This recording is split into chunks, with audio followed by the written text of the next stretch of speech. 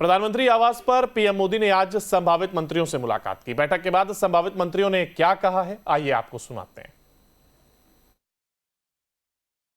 मोदी जी को धन्यवाद देंगे, उन्होंने विश्वास व्यक्त किया। अभी प्रधानमंत्री के साथ आप लोग मिले थे, बैठक में क्या कुछ बातचीत हुई, क्या दिशा निर्देश दिए गए प्रधानमंत्री की तरफ से? बस विकसित राष्ट्र बनाना है, यही एक मूल मंत्र है।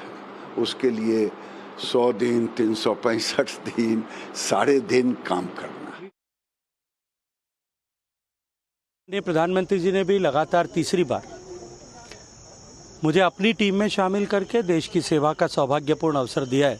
मैं सिर्फ इस अवसर पर इतना कह सकता हूं कि जो संकल्प देश को विकसित बनाने का सम्मानीय प्रधानमंत्री जी ने लिया है और जिन वादों को लेकर के हम चुनाव के मैदान में गए थे, हमारा अपना घोषणा पत्र जिसको हम लेकर के गए थे, हम निश्चित रूप से उन सब वादों को पूरा करने, देश की अपेक्षाओं और आकांक्षाओं पर खरा उतरने के लिए हम सब टीम की तरह काम करेंगे। प्रधानमंत्री कार्यालय से चाय का निमंत्रण मिला था और स्वाभाविक है कि इस प्रकार की परंपरा प्रधानमंत्री जी हमेशा करते हैं कि अपने काउंसिल ऑफ मिनिस्टर्स के गठन से पहले वो चाय पर बुलाते हैं, उन्हीं को बुलाते हैं जिनको अपने काउंसिल ऑफ मिनिस्टर्स में इंडक्ट करना होता है। सामान्य सूचनाएं थी, कोई बड़ा विषय नहीं था, चाय पी है और सायकाल समय पर सब लोग पहुंचे। इतनी एक सूचना है, कुछ फॉर्मेलिटीज़ पूरी करनी होती हैं, वो फॉर्मेलिटीज़ पूरी की हैं। बाकी की जानकारियाँ उन्होंने ये जरूर कहा कि अभी 24 घंटे इसके बाद भी यहीं रुकना है ताकि और भी कोई मीटिंग होगी, कुछ होगा तो वो करेंगे। हरियाणा से साथी कौन कौन था आपका सर? हरियाणा में मेरे अलावा राव इंद्रजीत सिंह जी और कृष्णपाल जी दोनों लोग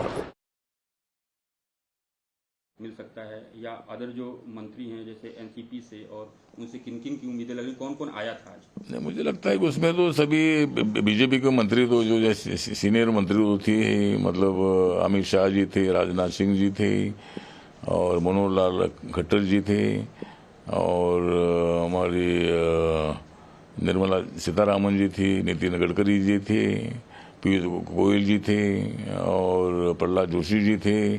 तो ये तो मतलब बीजेपी के नेता लोग हो गए, लेकिन उसके साथ साथ मांझी भी थे, मतलब मांझी भी थे, हमारे जेडीयू से मिस्टर रंजन भी थे और उसमें मतलब जयंत चौधरी थे और हमारे चिराग पासवान जी थे। तो ऐसे कई नेता लोग सभी थे। एनसीपी और शिवसेना से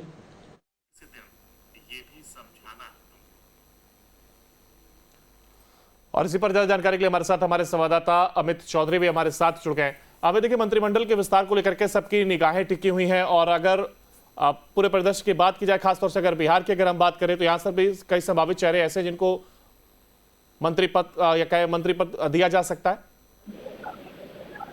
बिल्कुल, देखिए जिन जिन को मंत्री बनाना है उससे फोन जाना शुरू हो गया था सुबह से ही, और वो प्रधानमंत्री के जो मोदी कैबिनेट, तीसरा मोदी कैबिनेट होने जा रहा है, वहाँ पर एक प्रोटोकॉल होता है कि जिसे भी मंत्रिमंडल मोदी कैबिनेट में शामिल किया जाएगा उसे बाकायदा सुबह सुबह फोन जाता है, उन्हें चाय पर बुलाया जाता है। तो यही आज हुआ कि जिन जिन को मंत्रिमंडल में शामिल करना था सभी लोगों को फोन गया और सभी लोग 7 RCR मतलब प्रधानमंत्री के आवास पर पहुंचे और वहां पर प्रधानमंत्री ने तमाम वो रोड मैप बताया कि क्या कैसे कैसे काम करना है। अब 7:30 बजे का वो वक्त होगा जब शपथ ग्रहण होगा। आपने पूछा बिहार से, बिल्कुल बिहार से कई नाम हैं जो बीजेपी से नित्यानंद राय, गिरिराज सिंह, जेडीयू से रामनाथ ठाकुर, दूसरा नाम ललन सिंह का था, फिर जीतन राम मांझी, चिराग पासवान। एक और नाम को लेकर कहा जा रहा है जो मुजफ्फरपुर से निषाद समुदाय से जीत के आए हैं, वो भी इन लोगों को फोन किया था।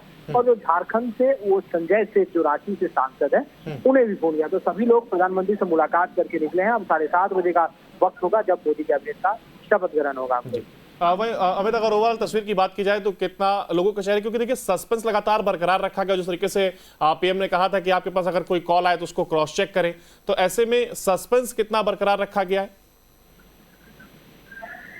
बिल्कुल बिल्कुल, देखिए सभी को बजाबते प्रधानमंत्री ने कहा था कि आपके पास अगर कॉल जाए तो पहले उसको क्रॉस चेक कर लें, देख लें और फिर उसके बाद जो है वो उस हिसाब से फिर काम करें। वाकई इसी तरीके से किया गया है। कमोबेश जिस सांसदों के पास फोन गया उन्होंने पहले उसको क्रॉस चेक किया और देन उसके बाद जो है वो मोदी जी यानी कि 7 RCR में पहुंचे थे। चलिए, बहुत शुक्रिया अमित आपका हमारे साथ जुड़ने के लिए, तमाम जानकारी को साझा करने के लिए।